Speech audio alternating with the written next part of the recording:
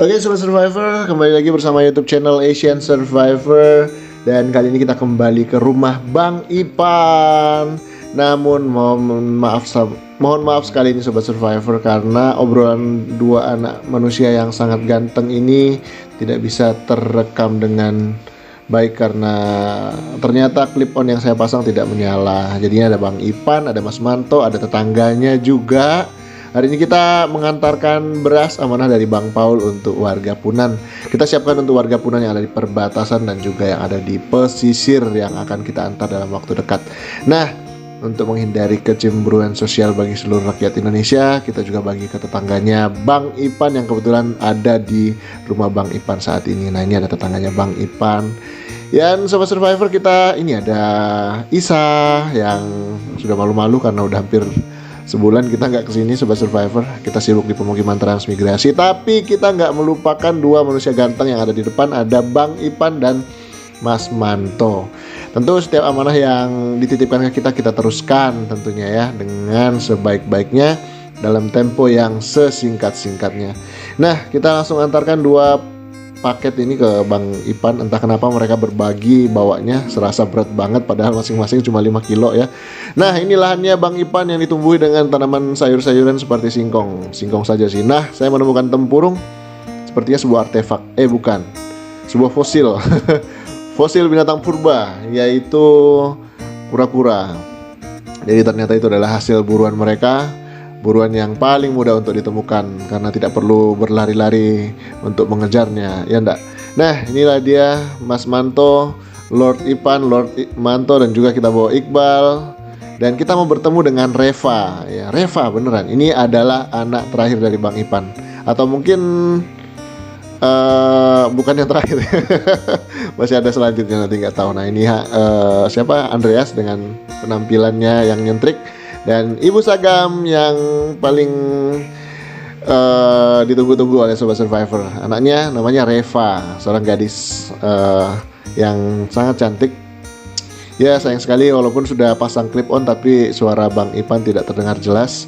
Terlihat sekali wajah bahagia sang Lord Ipan ini bertemu dengan kita ya, karena sudah cukup lama kita nggak bertemu. Dan kita sempat lost contact, dan ternyata Sobat Survivor, kita lost contact bukan karena apa-apa, karena HP-nya atau nomornya sudah ganti. Entah kenapa nih gonta-ganti nomornya Lord Ipan ini Sobat Survivor. Nah, di momen ini Bang Ipan bercerita tentang kegiatannya beberapa hari terakhir selain bekerja harian di sebuah perusahaan konstruksi jalan. Juga beliau sedang ini kan sedang musim tanam padi nih, musim membakar ya. Jadi warga asli Kalimantan itu kalau nanam padi itu sistemnya membakar terus tanam padi. Jadi itu yang sedang dikerjakan oleh warga-warga di sekitar lokasi tempat tinggal Bang Ipan Sobat Survivor. Nah, di sini Bang Ipan juga menjelaskan terkait kegiatannya yang ada di kilo berapa gitu, pokoknya di daerah Berau sana. Tapi mohon maaf sekali lagi Sobat Survivor, kita nggak bisa memvideokan atau tidak bisa merekam suara pembicaraan kami dengan Bang Ipan karena clip on yang terpasang di dadanya itu tidak bisa menangkap suara dengan baik. Jadi sepertinya clip on ini kita akan segera ganti dalam waktu dekat karena sudah cukup lama menemani kita mengabdi dengan konten-konten Asian Survivor. Semoga segera ada gantinya lah ya. Oke, sudah 3 tahun ini menemani kita Salamonic ini. Dan Bang Ipan juga bercerita tentang bagaimana menumbang kayu supaya tidak mengenai tanaman-tanaman warga yang ada di sebelahnya. Terus memperhitungkan bagaimana arah angin, terus juga kondisi kayu itu sendiri. Pokoknya seru deh obrolan dengan Bang Ipan. Kalau tidak soal berburu, soal menebang hutan. Tapi tentu yang membuat kita tuh selalu merindukan Bang Ipan ya dua hal itu ya, karena memang kita menuntut dia bertani pun juga tentu nggak bisa, karena memang kebiasaannya adalah berburu dan meramu, dan itu adalah hal yang harus kita pahami bersama. Jadi muncul kadang-kadang kayak komentar-komentar yang menyudutkan keluarga ini, ya kami dengan penuh kerendahan hati menyampaikan untuk tidak melakukan hal itu lagi, karena kita punya latar belakang berbeda-beda, pendekatannya juga berbeda-beda terkait bagaimana membimbing, membina keluarga ini. Dan tentu doa kita bersama mereka bisa jauh lebih sejahtera sih, jauh lebih baik gitu ya. Karena kalau kita menuntut sesuai dengan apa yang sudah kita kasih, maka itu tidak akan pernah bisa sebanding gitu ya. Misalnya kita sudah memberikan ini, harapannya nanti seperti ini, itu agak susah Sobat Survivor. Oke, namun begitu sekali lagi kita senang bisa terus berbagi cerita dengan keluarga ini. Mereka juga terbuka untuk menceritakan apa yang menjadi kegiatan beliau sehari-hari gitu ya, dan kegiatan Minang Monca. Dan juga nih saya melihat anak-anaknya juga semua sehat ketika saya datang, walaupun saya nggak lihat Minang dan Monca yang katanya sedang berbelanja ya. Jadi ketika Minang dan Monca itu biasanya berbelanja jauh sih dari lokasi ini Sobat Survivor. Jadi ya inilah Bang Ipan yang selalu punya cerita, baik berburu, menangkap ikan, atau juga mencari kayu, menebang kayu gitu ya. Pokoknya unik-unik lah gitu ya. Kita harus menghargai sebagai bagian dari keanekaragaman bangsa dan etnis yang ada di muka bumi ini gitu. Oke, jadi tentu kita juga nggak lupa sama Manto Sari. Kita selalu mengajak dia untuk jalan-jalan bersama Bang Iqbal tadi. Iqbal kecil ya, Iqbal Junior. Oke. Baik, Sobat Survivor, terus juga keluarga Bang Ipan ini dengan segala kesederhanaannya, dengan segala keterbatasannya juga, mereka selalu menebar senyum, bahagia, sukacita gitu ya, seperti Reva nih, udah besar aja. Udah kayak nama saya ya, Reva. Reva Ival. Entah kenapa bapaknya kasih nama Reva ya. Putri atau apa ya. Pokoknya nama-nama keren lagi kan masih banyak ya. Starla gitu ya. Tapi yang seru adalah Reva ini sudah terlatih sejak dia baru lahir 3 hari sudah jalan ke hutan. Jarang-jarang sekali saudara-saudara. Seminggu kalinya kalau Imam itu anaknya Mas Manto itu kan 3 hari. Nah kalau ini kayaknya semingguan sudah jalan. Oke, jadi kita akan segera meninggalkan lokasi. Sayang sekali waktu singkat sekali karena sudah sore. Agenda saya hari ini selain juga melihat rumah Bang Ipan, juga lihat rumah Mas Manto, dan juga agenda kita selanjutnya yang mungkin belum saya bisa jelaskan sampai saat ini. Namun perlu saya mengucapkan terima kasih banyak kepada Ibu Tuti yang terus mensupport kita, mensupport teman-teman kita, dan untuk proyek-proyek selanjutnya doakan semua berjalan dengan lancar. Saya juga tidak bisa sering-sering ke lokasi ini karena saya tentu tidak bisa meninggalkan program penanggulan yang sedang dilaksanakan di SP6B saat ini. Nah, ini adalah Lord Manto.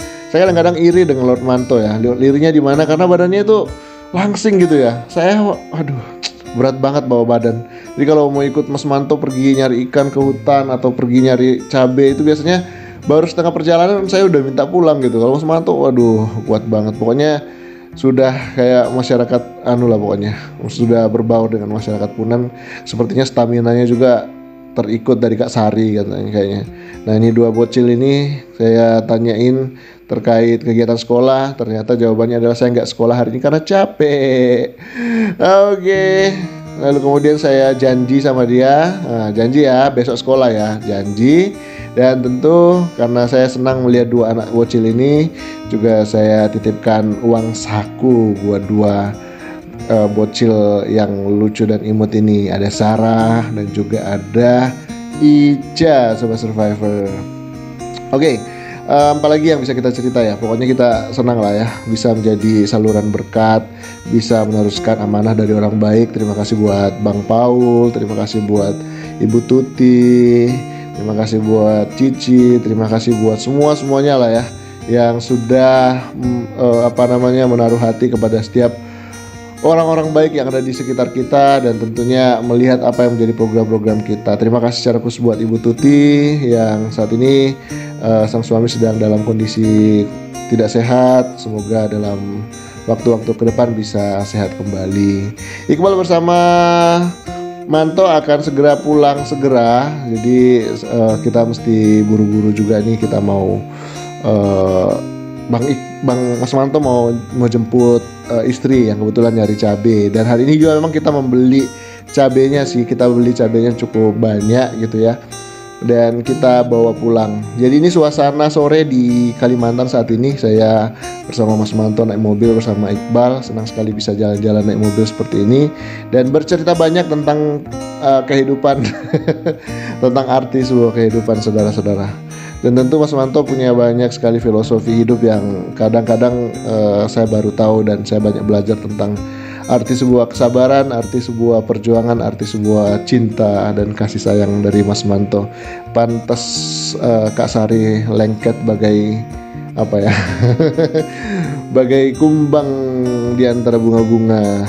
Baik Sobat Survivor, kita di momen ini juga banyak bercerita terkait apa yang menjadi agenda kita, karena banyak banget bisa dikerjakan di setiap momen ya. Misalnya kalau saat ini sedang musim kemarau di Kalimantan Utara, maka topik yang enak dibahas itu adalah terkait tanam padi, atau bahasa Kalimantannya itu menugal. Nah, biasanya juga di momen-momen seperti itu mereka melakukan nuba, atau karena musim kering jadi biasanya sungai-sungai itu tidak banyak air, jadi mereka menuba atau meracun menggunakan racun alami dari kayu tuba itu, dipukul-pukul kemudian digoyang-goyang di air sehingga nanti akan muncul ikan-ikan berkeriapan, mabuk-mabuk semuanya ya, seperti kata lagunya Joshua, diobok-obok airnya, diobok-obok akhirnya ikannya pada mabuk, saudara-saudara. Jadi hari ini sebenarnya pikiran saya terbagi Sobat Survivor antara mereka yang kita support di pemukiman di lokasi perbatasan, dan tentu juga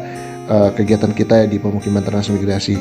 Namun karena sudah ada orang-orang hebat yang Tuhan taruh di setiap dimana proyek-proyek kita bersyukur semua bisa berjalan dengan baik, dan semoga nanti rumah belajar bisa berdiri segera. Dan saat ini proses land clearing ya, karena proses land clearing ini mungkin untuk saat ini belum kita videokan dulu deh, nanti kalau sudah proses pembangunan rumah baru kita liput, karena itu bisa kontroversial.